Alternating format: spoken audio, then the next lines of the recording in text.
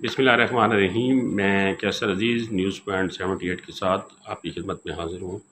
سامعین دوستو، آج ہم نے آپ کو یہ بتانا ہے کہ جو خواتین احساس پروگرام کی اہل ہیں اور وہ وفات پا گئی ہیں، تو ان کے لواحقین کو ان کی جو امدادی رقم ہے وہ کس طرح مل سکتی ہے، اس کا طریقہ کار کیا ہے۔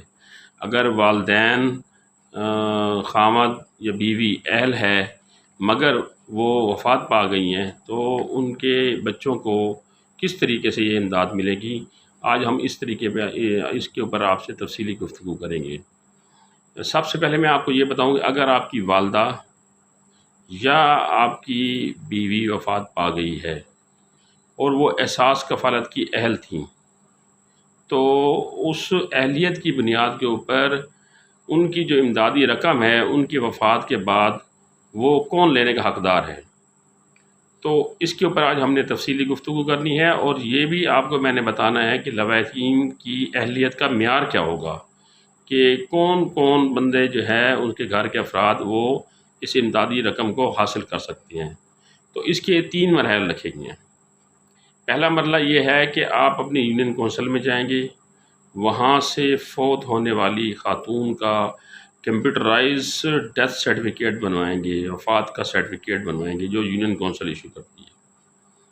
نمبر 2، مرحوم کا شناختی کارڈ اور ڈیتھ سرٹیفکیٹ جو کہ یونین کونسل نے ایشو کیا ہوا ہوگا کمپیوٹرائز، وہ لے جا کر آپ نادرا کے دفتر جائیں گے، وہاں وہ ڈیتھ سرٹیفکیٹ جمع کروائیں گے، اس کی کاپی، اور مرحوم کا اصل شناختی کارڈ جمع کرائیں گے۔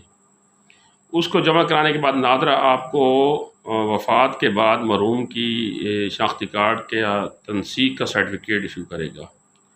اب آپ نے ڈیتھ سرٹیفکیٹ، نادرا سے شناختی کارڈ، تنسیخ بوجہ فوتگی کا سرٹیفکیٹ لے کر اپنے قریبی بے نظیر انکم سپورٹ پروگرام کے دفتر میں جانا ہے، اور ان کو یہ ساری معلومات ان کو دینی ہے کہ جی میری بیوی یا میری والدہ وہ وفات پا گئی ہیں اور وہ اس احساس کفالت پروگرام کی 14,000 روپے حقدار تھی۔ اب ہم یہ رقم، امدادی رقم اپنے لواحقین میں سے کس کو لینا چاہ رہے ہیں ہم، تو اس کا کیا طریقہ کار ہے، تو وہ آپ کو مزید طریقہ کار بتائیں گے۔ اب یہاں انہوں نے اہلیت کا معیار کیا رکھا ہے کہ جو وفات کے بعد جو لواحقین امداد لینا چاہ رہے ہیں ان کی اہلیت کیا ہونی چاہیے۔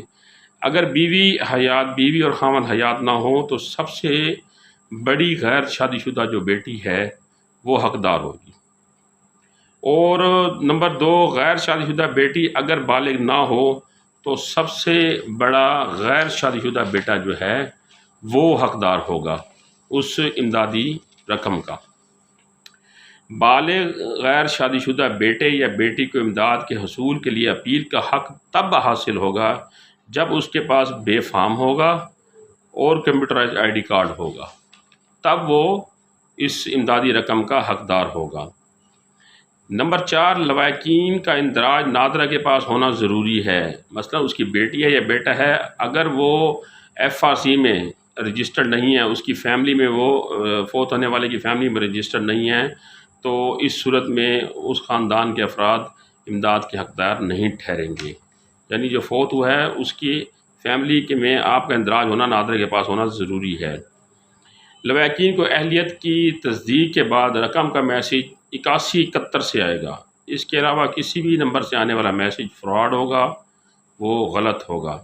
اس بارے میں اگر آپ کے ذہن میں کسی قسم کا کوئی سوال ہو تو آپ ضرور پوچھ سکتے ہیں۔ میں انشاءاللہ تعالی اگلی ویڈیو کے ساتھ پھر حاضر ہوں گا، تب تک کے لیے اپنے عزیز و اقارب کا خیال رکھیے گا۔ اللہ حافظ۔